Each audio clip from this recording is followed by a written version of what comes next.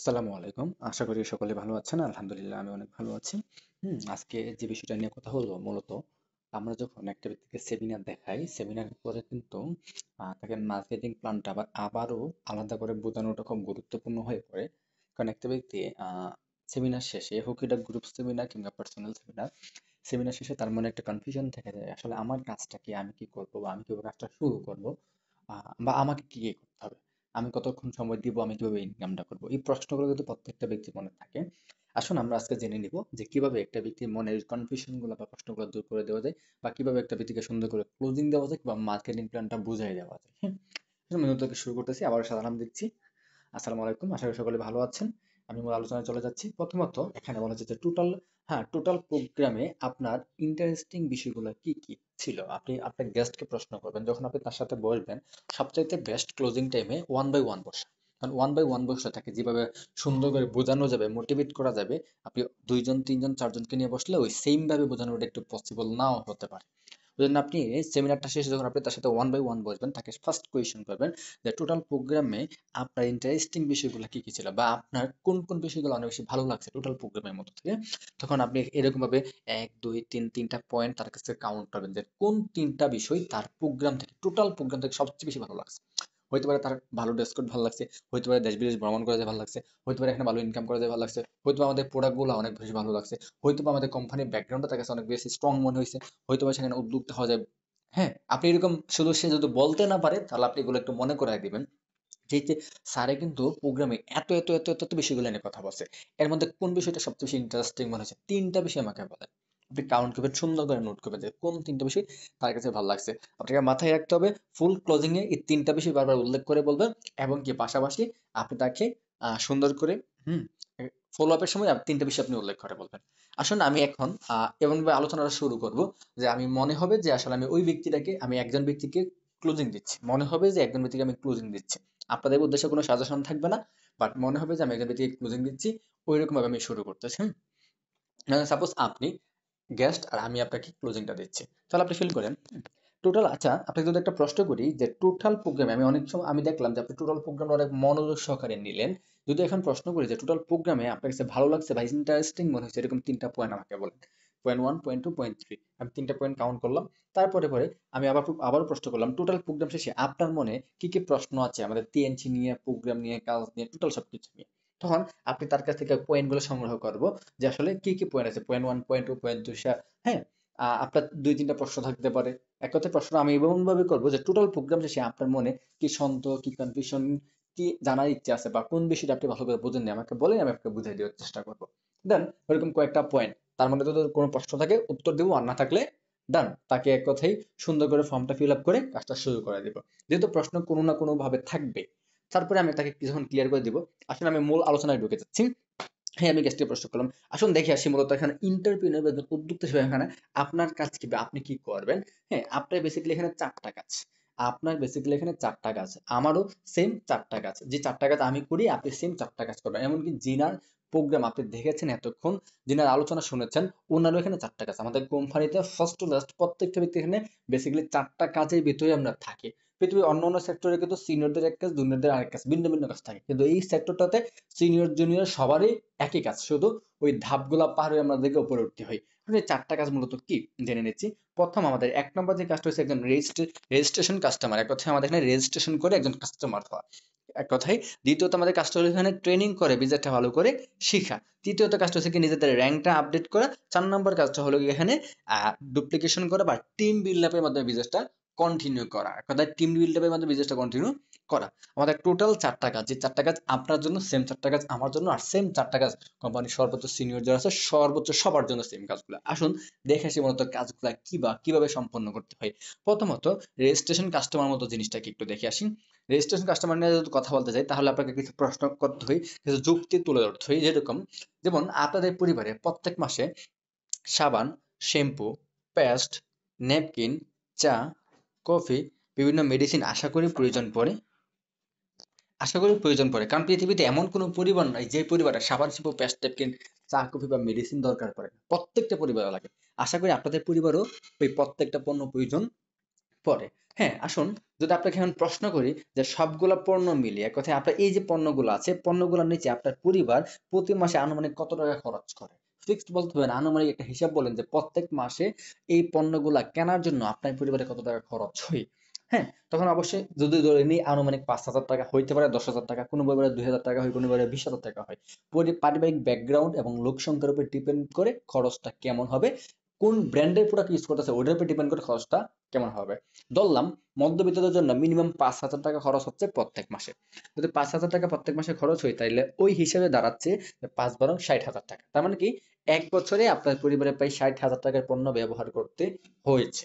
ওই হিসাব করতে যদি দেখি যে আপনার বয়সটা যদি আমি আনুমানিক ২০ বছর ধরি, যে গত ২০ বছর যাবত আপনাদের পরিবারে এই পণ্যগুলা ব্যবহার করা হচ্ছে প্রতিনিয়ত, তাহলে গিয়ে সংখ্যা দাঁড়াচ্ছে প্রায় ১২ লাখ টাকা। আর যদি আপনাকে আমি প্রশ্ন করি, এই যে ১২ লাখ টাকার পণ্য গত ২০ বছর ব্যবহার করা হলো আপনাদের পরিবারে, এই ১২ লাখ টাকা কি আপনার খরচ হয়েছে আপনার পরিবারে নাকি ইনভেস্ট করা হয়েছে? অবশ্যই মাস্ট আপনি বলবেন যে খরচ হয়েছে। হ্যাঁ, অবশ্যই খরচ হয়েছে। যদি প্রশ্ন করি এই ১২ লাখ টাকা খরচ করার বিনিময়ে আপনি কি এখানে কখনো ১২ টাকা ইনকাম পেয়েছেন? কখনো ১২টা দেশ বা বিদেশ ঘোরার সুযোগ পেয়েছেন? কখনো কি আপনি ১২বার বিভিন্ন স্টেজে সম্মাননা পেয়েছেন যে এই মুহূর্তে আমাদের স্টেজে আসবে এমুক এরিয়ার এমুক সারা একজন কাস্টমার, ওইরকম কোনো প্রোগ্রামে সেলিব্রেশন পেয়েছেন? আপনি অবশ্যই উত্তর দিবেন না, কোনো ট্যুর পান নাই, কোনো ইনকাম পান নাই, কোনো বিদেশ, এক কথায় কোনো সেলিব্রেশন বা সম্মাননা পান নাই। কিন্তু ১২ লাখ খরচ হয়ে গেছে।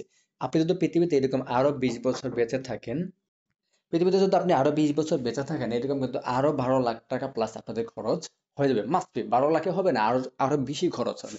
কিন্তু প্রত্যেকটা কিন্তু খরচ হবে, কোনো ইনভেস্ট হবে না, যার বিনিময়ে আমরা কখনো কোনো বেনিফিট বা ফ্যাসিলিটি পাবো না। এটাই কিন্তু বাস্তবতা। আসুন, এখানে যদি প্রশ্ন হলো এই ১২ লক্ষ টাকা খরচের বিনিময়ে আমি অলরেডি বলে ফেলেছি।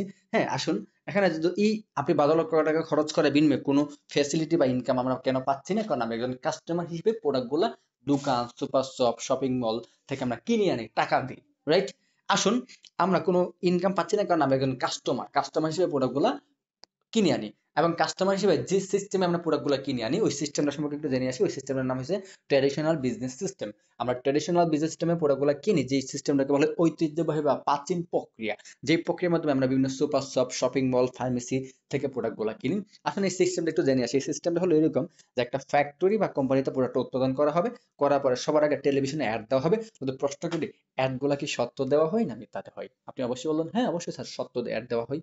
হ্যাঁ, তখন টিভিতে অ্যাড হই কি সুন্দর করে একটা আম থেকে একটা গাছ, সরি একটা গাছ থেকে একটা আম পেড়ে এটা বোতলে ঢুকে সুন্দর করে বাজারে বিক্রি করে ফুটু, ম্যাঙ্গো বিভিন্ন নাম দিয়ে একবারে আমের জুস, খাঁটি আমের জুস।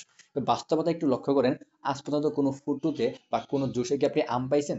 বললেন অবশ্যই আম পান নাই, কিন্তু এরা দেখাচ্ছে সেরা আম, কিন্তু বাস্তবতা কোনো সেরা আম এখানে পাওয়া যাচ্ছে না। আসুন, ফেয়ার লাভলি স্টোনোর যে একটা অ্যাড গুলা দেওয়া হয়, ফেয়ার লাভলি ইউজ করলে একটা কালা মানুষও সুন্দর হয়েছে। দেখেন, বাংলাদেশের মানুষ কালা বেশি না নাইজেরিয়ান আফ্রিকানের মানুষ কালা বেশি? অবশ্যই আপনি বলবেন যে নাইজেরিয়ান আফ্রিকানের কালা বেশি। তাহলে কি বাংলাদেশের তুলনায় নাইজেরিয়াতে আফ্রিকাতে আমাদের ফেয়ার লাভলি চলার কথা বেশি, বাট ওই ফেয়ার লাভলি কোম্পানি ওই দেশগুলোতে যায় না, কারণ এই ফেয়ার লাভলি কখনো কালা মানুষকে সাদা বানানোর কোনো ক্ষমতা রাখে না।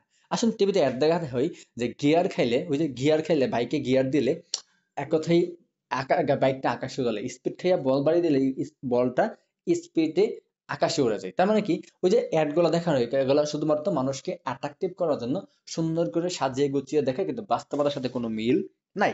আসুন, এর পরে প্রোডাক্ট আসে ইম্পোর্টারের কাছে, ইম্পোর্টারের পরে আসে এজেন্টের কাছে, এজেন্টের পরে সাব এজেন্ট, সাব এজেন্টের পরে হোলসেলার, হোলসেলার পরে রিটেলার, রিটেলার পরে অ্যাট লাস্ট কাস্টমারের কাছে আসে।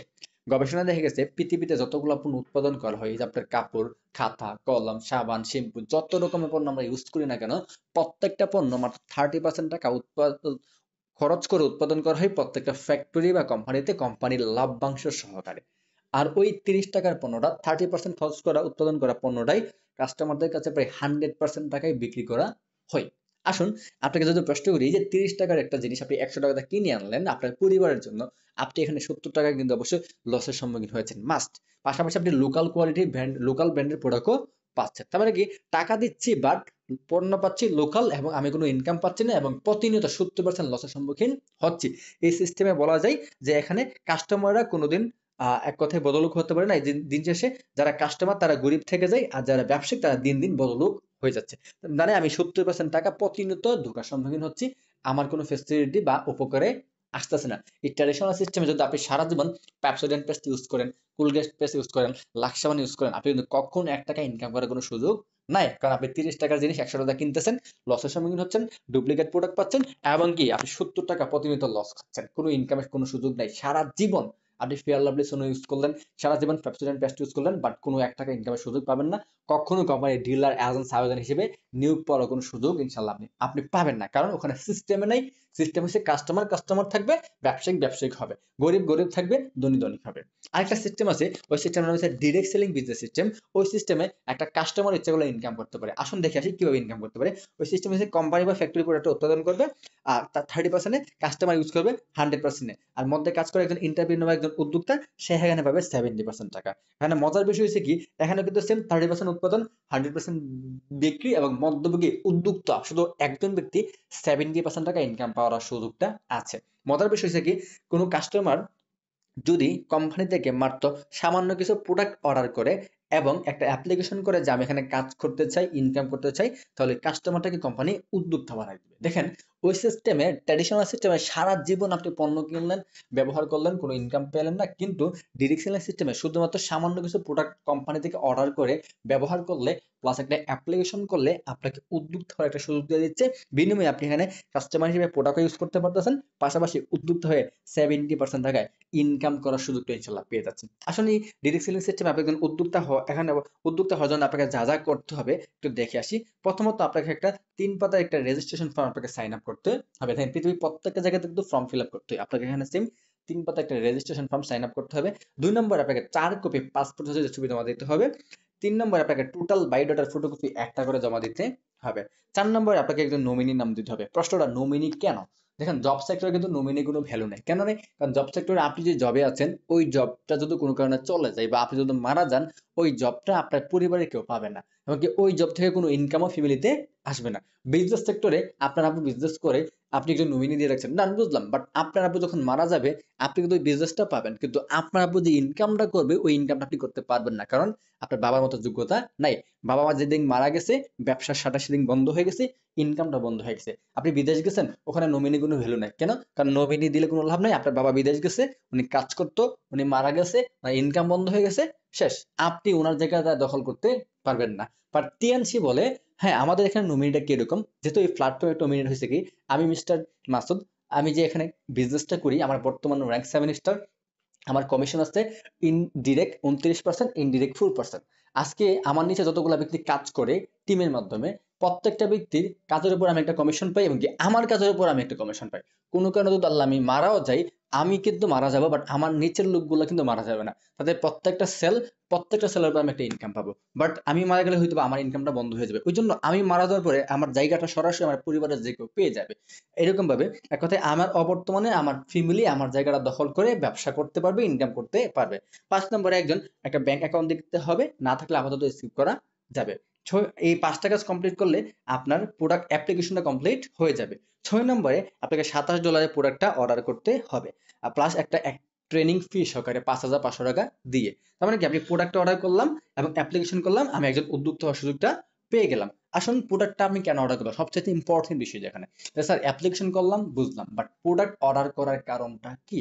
হ্যাঁ, প্রোডাক্ট অর্ডার করার মূল কারণটা এই যে আপনি সকালবেলা এখানে আসছেন, আসার আগে কিন্তু একটা নাস্তা করে আসছিলাম বাসা থেকে, রাইট? আপনি যে নাস্তা করছেন ওইটার টেস্ট কি আমি বলতে পারবো? অবশ্যই না। আমি যে নাস্তা করে আসছি এটার টেস্ট কি আপনি বলতে পারবেন? অবশ্যই না। দেখেন, আপনার নাস্তা করার টেস্ট আমি জানি না, আমার নাস্তার টেস্ট আপনি জানেন না, কারণ আপনারটা আপনি খেয়েছেন, আমারটা আমি খেয়েছি। তার মানে কি, টিএনসি প্রোডাক্ট গুলো ভালো, আপনি কিন্তু জানেন না, আমি জানি, কারণ আমি এখানে কাজ করি, প্রোডাক্টগুলো ব্যবহার করি। বাট আপনি কাজও করেন না, সুযোগও পান নাই, প্রোডাক্টগুলো ব্যবহারও করেন নাই, ওই জন্য আপনি জানেন না আসলে প্রোডাক্টগুলো ভালো নাকি খারাপ। কোম্পানির চেয়ারম্যান বলছে, কারো মুখের কথায়, মিষ্টি কথায় আপনি প্রভাবিত না হয়ে সামান্য কিছু প্রোডাক্ট অর্ডার করে ব্যবহার করে দেখেন আদৌ প্রোডাক্টগুলো ভালো কিনা। দেখেন, একটা আম বিক্রেতা যখন আম বিক্রি করে, তখন কিন্তু সে একটা আম কেটে রাখে এবং মানুষকে ডেকে ডেকে বলে যে মিষ্টি আম, মিষ্টি আম, কেটে খেয়ে নেবেন। কেন? উনি কনফিডেন্স নিয়ে কথা বলে, কারণ উনি আমটা কেটে নিজেকে খাইছে। সেম ভাবে আমাদের প্রোডাক্টটা ভালো, এটা আমি জানি, আমি কাজ করি বিধায় আপনি জানবেন তখনই যখন আপনি প্রোডাক্টটা ব্যবহার করবেন। ওই জন্য আমার কথায় প্রভাবিত হওয়ার কোনো দরকার নাই। প্রোডাক্ট ভালো, সিস্টেম ভালো, দরকার নেই। আপনি সামান্য কিছু প্রোডাক্ট ব্যবহার করেন, ব্যবহার করলে একটা ব্যবসার সুযোগ পেয়ে যাচ্ছেন এবং প্রোডাক্ট উপকৃত ইনশাল্লাহ আপনি জেনে যেতে পেরেছেন। আসুন, এই প্রোডাক্টগুলো অর্ডার করলে আপনি যে ফ্যাসিলিটি গুলা পাবেন আমাদের এখান থেকে